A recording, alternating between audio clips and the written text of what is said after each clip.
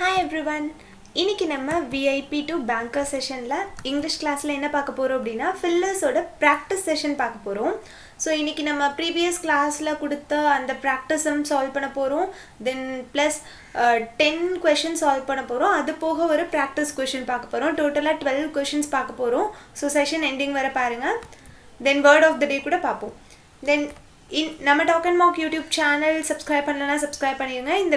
இந்த செஷன் உங்களுக்கு யூஸ்ஃபுல்லாக இருக்குது அப்படின்னு நீங்கள் நினச்சிங்கன்னா மறக்காமல் இந்த வீடியோவை லைக் பண்ணுங்கள், உங்கள் ஃப்ரெண்ட்ஸ்க்கும் ஷேர் பண்ணுங்கள். தென் நம்ம டெலிகிராம் குரூப்பில் ஆட் ஆகலை அப்படின்னா ஆட் ஆகிக்கோங்க. 3 குரூப்ஸ் இருக்குது. Official discussion and quiz group. If you are interested subscribe to Unacademy Plus. Top educators top patches கொடுத்துட்ருக்காங்க. May 5th நிறைய நியூ பேட்சஸ் ஸ்டார்ட் ஆகுது, ரெஃபர் பண்ணிக்கோங்க. தென் Unacademy காம்பேட் டெஸ்ட் பற்றி உங்கள் எல்லாருக்குமே தெரிஞ்சிருக்கும். Scholarship test every Sunday 10 AM நடக்குது. Enrol பண்ணி எக்ஸாம் அட்டன் பண்ணிக்கோங்க.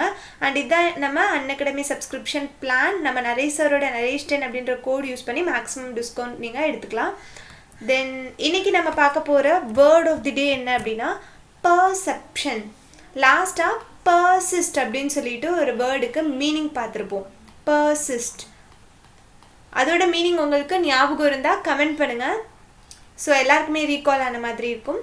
தென் இன்னைக்கு நம்ம பார்க்க போகிறது பர்செப்ஷன். பர்செப்ஷன் அப்படின்னா என்னென்னா opinion or ability to notice or understand something. அதாவது அவங்களோட கருத்து, தமிழில் சொல்லணுன்னா அவங்கவுங்களோட கருத்து அப்படின்னு சொல்லுவோம்ல. ஒவ்வொருத்தரோட ஒப்பீனியனும் வேறு மாதிரி இருக்கும். ஒவ்வொருத்தரோட கருத்தும் வேறு மாதிரி இருக்கும். ஒரு விஷயத்த அண்டர்ஸ்டாண்ட் பண்ணி புரிஞ்சுக்கிற அந்த எபிலிட்டி ஒவ்வொருத்தருக்கும் வேறு மாதிரி இருக்கும்ல.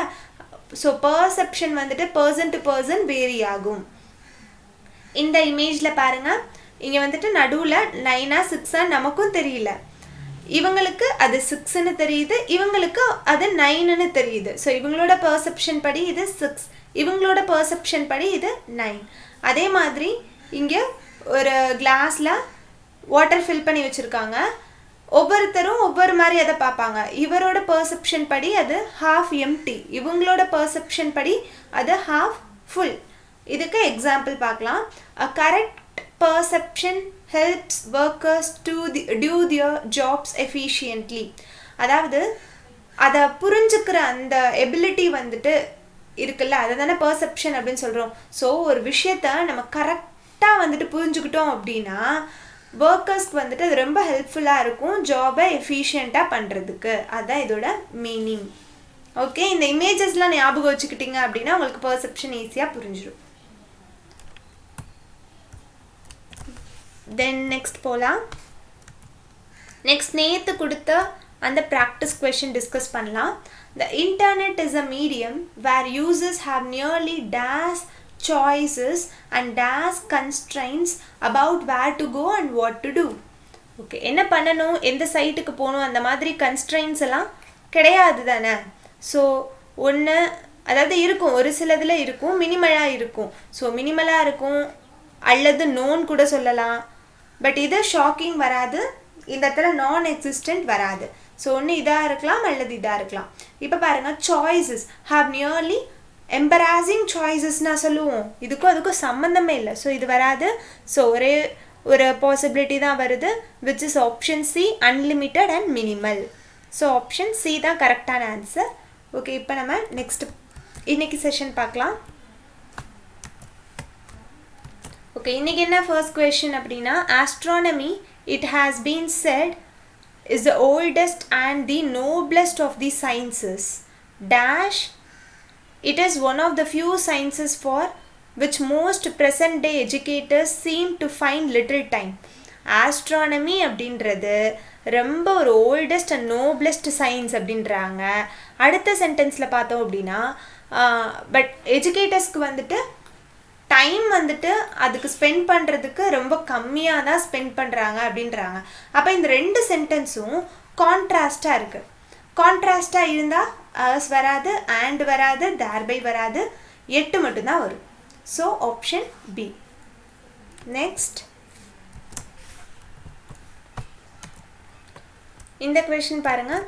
Since her face was free of dash, there was no way to dash if she appreciated what had happened. ஓகேவா? அதாவது என்ன சொல்கிறாங்கன்னா அவங்க ஃபேஸில் எந்த எக்ஸ்ப்ரெஷனுமே கொடுக்கல, எந்த எமோஷனும் வெளிப்படுத்தலை, அதனால இப்போ நடந்ததை வந்துட்டு அவங்க அப்ரிஷியேட் பண்ணுறாங்களா இல்லையானே நமக்கு புரிய மாட்டேங்குது, அதுதான் இதில் சொல்ல வராங்க அப்படின்னு தெரிஞ்சிருச்சு. ஓகே, அப்போ her face was free of அப்படின்னு சொல்கிறாங்க. ஃபேஸ் வந்துட்டு ஃப்ரீ ஆஃப் எமோஷன்னு சொல்ல முடியாது நம்மளால். ஸோ மேக்கப் கிடையாது, ஸ்கார்ஸ் கிடையாது, இதுக்கும் அதுக்கும் சம்மந்தம் இல்லை. எமோஷன் வரலாம் அல்லது எக்ஸ்ப்ரெஷன் வரலாம் மீனிங் படி. பட் ஃப்ரீ ஆஃப் ஃபேஸை பற்றி சொல்லும்போது எமோஷன் வராது, ஃபேஸை பற்றி சொல்லும்போது எக்ஸ்ப்ரெஷன் தான் சூட்டபிள் வேர்டாக இருக்கும். So option B. இந்த அசர்டைனும் கரெக்டாக தான் இருக்குது. நோ வே டு அசர்டைன் அப்படின்னா என்னென்னா ஜட்ஜ் பண்ணுறது, நம்மளால் கன்ஃபார்ம் சொல்ல முடியல அப்படின்னும்ல. ஸோ அந்த ஜட்ஜ்மெண்ட் வந்து நம்மளால் கன்ஃபார்மாக சொல்ல முடியல, அதை உறுதிப்படுத்துறது அப்படின்னு சொல்லுவோம்ல, அதான் அசர்டைன் அப்படின்னு சொல்கிறேன். ஓகே, நெக்ஸ்ட் கொஷின் போகலாம். இங்கே பார்த்தோம் அப்படின்னா the days regions different regions அப்படின்னு சொல்லலாம், டைவர்ஜென்ட் ரீஜியன்ஸ் அப்படின்னு சொல்ல மாட்டோம் நம்ம. ஸோ இங்கேயே வந்துட்டு இது ரெண்டையும் எலிமினேட் பண்ணிடலாம். ஸோ ஒன்று ஏவாக இருக்கலாம் அல்லது டிவாக இருக்கலாம். So the different regions of Spain all have unique cultures, but the dash views within each region make the issue of an acceptable common language of instruction and even more contentious one அப்படின்னு சொல்லியிருக்காங்க. So வியூஸை வந்துட்டு காம்பட்டிங் views அப்படின்னு சொல்லிட்டு சொல்லுவோமா, காம்பட்டிங் வியூஸ்ன்னு நம்ம சொல்ல மாட்டோம் வியூஸை. So discrete அப்படின்னாலும் வந்துட்டு யூனிக்கான வியூஸ் அல்லது வேரியஸ் வியூஸ் அல்லது டிஃப்ரெண்ட் வியூஸ் அதே மாதிரி மீனிங் தான். So option D. ஓகே, அடுத்து போகலாம்.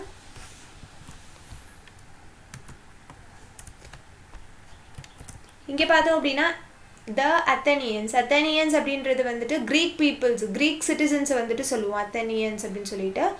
on the whole were peaceful and prosperous அப்படின்னா என்னென்னா வெல்த்தியாக இருக்கிறத சொல்லுவோம்.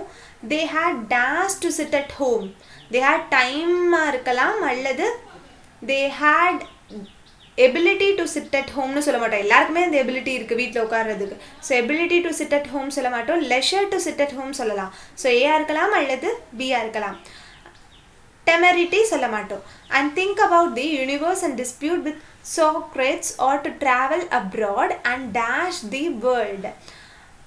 அப்ராடுக்கு ட்ராவல் பண்ணுறது வேர்ல்டை இக்னோர் பண்ணுறதுக்கா கிடையாது, வேர்ல்டை எக்ஸ்ப்ளோர் பண்ணுறதுக்கு. ஸோ கரெக்ட் ஆப்ஷன் என்னது? A, option A. Okay, next question பார்க்கலாம். இந்த கொஷினில் என்ன கொடுத்துருக்காங்க? Every human being after the first few days of his life is a product of two factors. On the one hand there is his dash endowment அப்படின்றது natural எபிலிட்டியை தான் endowment அப்படின்னு சொல்லுவோம். நோட் பண்ணி வச்சுக்கோங்க இதெல்லாம் வொக்காபில். And on the other hand there is effect of environment including அப்படின்னு சொல்கிறாங்க. அதாவது இதில் என்ன சொல்ல வராங்கன்னா எல்லா ஹியூமன் பீயிங்ஸுமே பிறந்த கொஞ்ச நாளில் அவங்கக்கிட்ட நேச்சுரலாக இருக்க அந்த திங்ஸும் இருக்கும், ப்ளஸ் என்விரான்மெண்ட்னால அவங்கக்கிட்ட ஒரு சில இம்பேக்ட் ஆகி அதோட எஃபெக்ட்னால ஒரு சில திங்ஸ் அவங்களுக்கு இருக்கும் அப்படின்னு சொல்ல வராங்க. அப்போ நேச்சுரலாக இருக்கிறது என்னவாக இருக்கும்? ஒன்று ஜெனட்டிக்காக இருக்கும் அல்லது கான்ஜெனிட்டல் அப்படின்னா என்னென்னா பிறந்தப்ப நம்மளுக்கு என்னென்ன ஃபீச்சர்ஸ்லாம் இருக்கும், என்னென்ன எபிலிட்டிஸ்லாம் இருக்கும், அதை தான் கான்ஜெனிட்டல் அப்படின்னு சொல்லுவாங்க. ஸோ பர்சனல் கிடையாது, எக்கனாமிக் கிடையாது, கான்ஸ்டியூஷனல் கிடையாது. இது ரெண்டில் தான் ஏதோ ஒன்று வரப்போகுது. And there is the effect of environment including என்னது? எஜுகேஷன் தான் வந்துட்டு நமக்கு நிறைய சொல்லித்தரும். எஜுகேஷனால் நம்ம நிறைய மாறுவோம், எஜுகேஷனால் நம்மக்கிட்ட நிறைய எஃபெக்ட் இருக்கும். கரெக்டாக? ஸோ எஜுகேஷன் ஆப்ஷன் பி ரொம்பவே சூட்டபிளாக இருக்குது. ஸோ அதனால் நம்ம அடுத்ததை செக் பண்ணுறதே இல்லை. ஃபஸ்ட்டு ஒன் சூட்டபிளாக இருக்குது அப்படின்னு தெரிஞ்சோடனே போயிடும். பட் எதுக்கும் நீங்கள் அடுத்ததும் செக் பண்ணிக்கோங்க. ஓகே, இங்கே என்ன கொடுத்துருக்காங்க? dash between labor and management is inevitable in any industrial society. எல்லா இண்டஸ்ட்ரியல் சொசைட்டிலையும் லேபருக்கும் மேனேஜ்மெண்ட்டுக்கும் இடையில இருக்கிற அந்த கோஆர்டினேஷன் ரொம்ப இம்பார்ட்டன்ட். கோஆர்டினேஷன் இதுதான் சூட்டபிளாக இருக்குது. ஸோ காம்படிஷன், லேபருக்கும் மேனேஜ்மெண்ட்டுக்கும் காம்படிஷன் எப்படி இருக்கணும்? ஒரு கோஆப்ரேஷன் தானே இருக்கணும். So coordination. ஃப்ரிக்ஷன்லாம் சூட் ஆகாது, அசோசியேஷன் சூட் ஆகாது. ஓகே, நெக்ஸ்ட்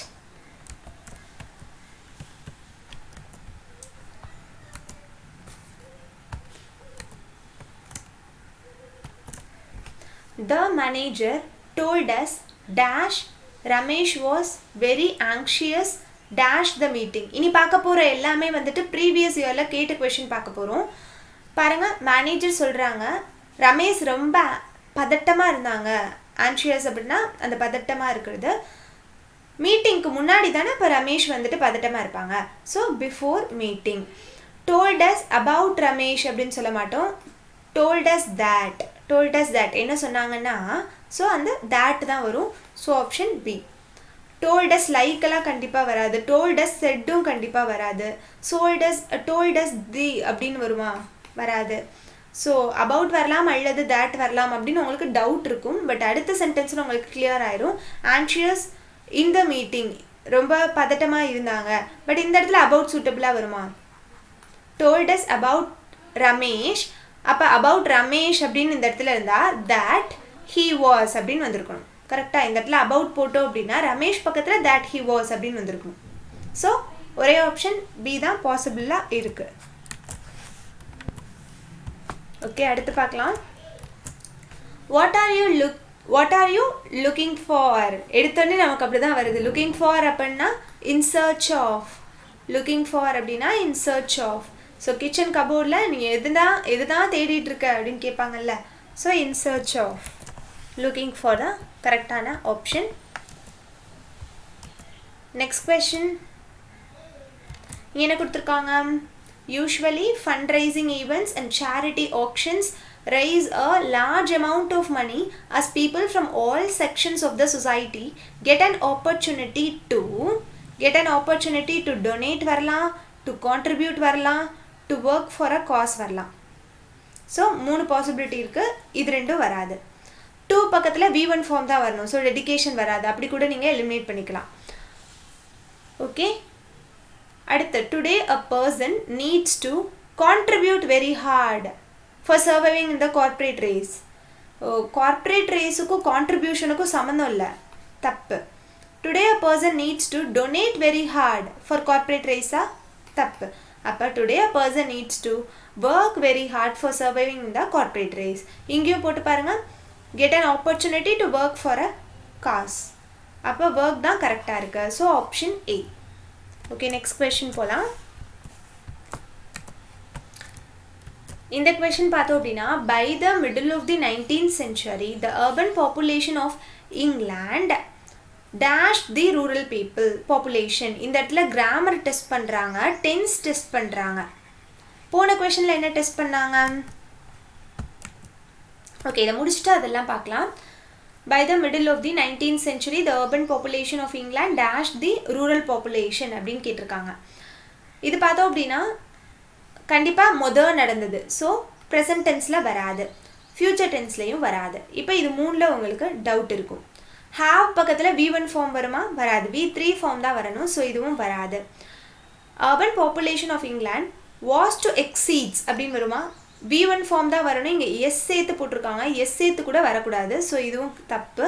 ஸோ ஆப்ஷனில் எல்லாத்துலேயுமே வேர்ப் ஃபார்ம் தப்பாக இருக்குது. ஸோ அதை வச்சு நம்ம ஆப்ஷன் வச்சு நம்ம கரெக்டான ஆன்சர் சூஸ் பண்ணிடலாம். எக்ஸீடட். அண்ட் இந்த இடத்துல நம்ம பார்த்த ஒரு ரூல் அப்ளை பண்ணலாம்.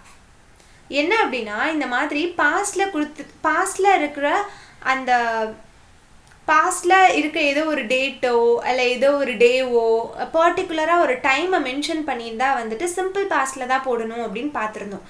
இந்த இடத்துல middle of the 19th century அப்படின்னு சொல்லிட்டு பாஸ்டில் இருக்க ஒரு டைமை மென்ஷன் பண்ணி கொடுத்துருக்காங்க.